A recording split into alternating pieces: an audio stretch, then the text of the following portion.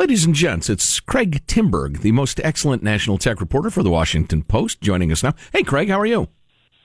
Great. Thanks for the plug. Oh, well, we mean it. You're a fine reporter and a great interview, so don't let us down. All right. I wanted to mention real quickly before we start that your colleague Haley Tsukiyama is writing about the FBI wants everybody to reboot their router. I heard that. Yeah, because that will because they found a way to foil a Russian, nefarious plot. Malware is, yeah. Right, that sort of thing, but you have to reboot your router. So everybody reboot your router. I got to remember to do that. All right. Having said that, Craig is reporting on how spies can use your cell phone against you. Craig, what should we know?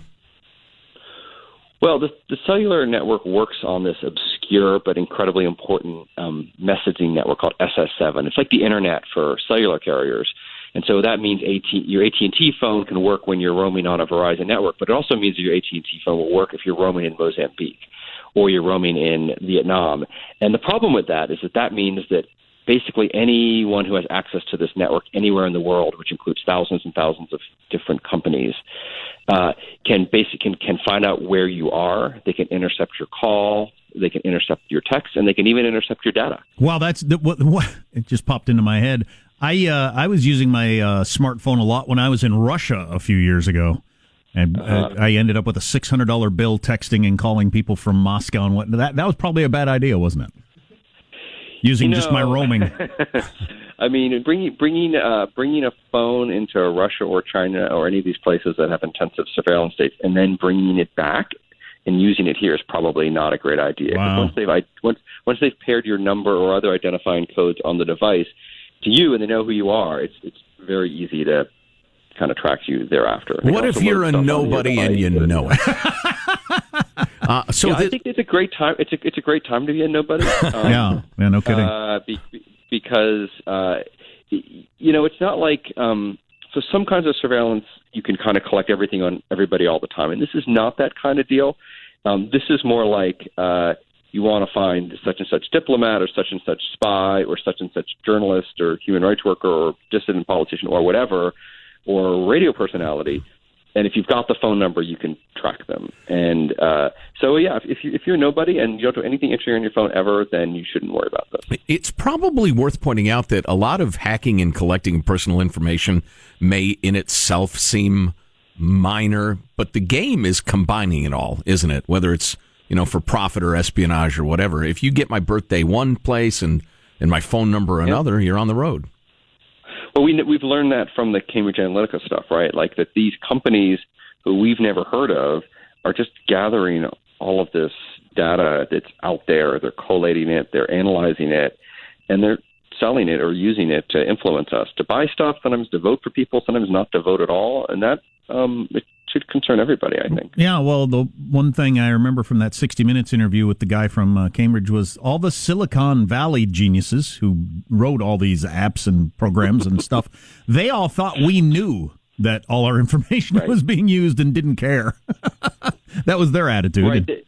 Well, it certainly is a convenient attitude for them to have. Yeah, they're isn't making it? huge amounts of money. They run some of those powerful companies in the world, and but when I talk to people about this in my world, even here in Washington, which is a relatively educated and sophisticated place, people are always surprised.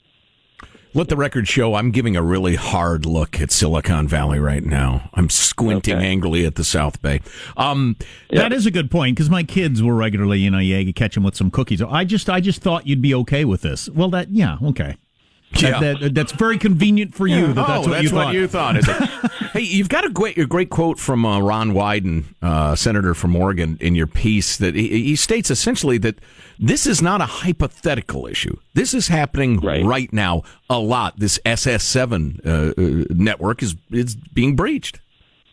And it has been for years. I mean, one of the security researcher guys I spoke to said that their company found evidence that after the big OPM hack of a few years ago, where a bunch of federal, millions and millions of federal workers' details were collected, presumably by the Chinese, that there was a surge of SS7 traffic that they believe was, the Chinese trying to follow people around, intercept their calls, figure out if they really still live where they said they live in their records, And so you think about it, when you pair the technology with actual incidents we know about it, it's awfully creepy, no? Well, were the federal employees, including, covert operators and law enforcement, were they told to get rid of their phones, swap them out, get a new number at the time?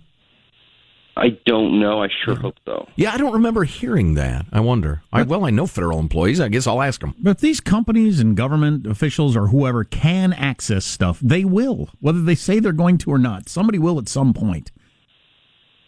Yeah, I mean, I think that if information is valuable, somebody's going to find a way to get to that information. Sure. And maybe it's not the government, but maybe it's a company, or maybe it's someone sitting in a troll factory in Russia. You just don't know. Once it's there, the people we've never heard of and never think about are going to figure out ways to use it.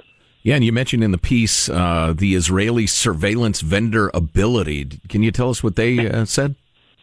Yeah, this company has this video online, which is linked to in my story, where they talk about all of the amazing surveillance they can do and all the ways they can target you.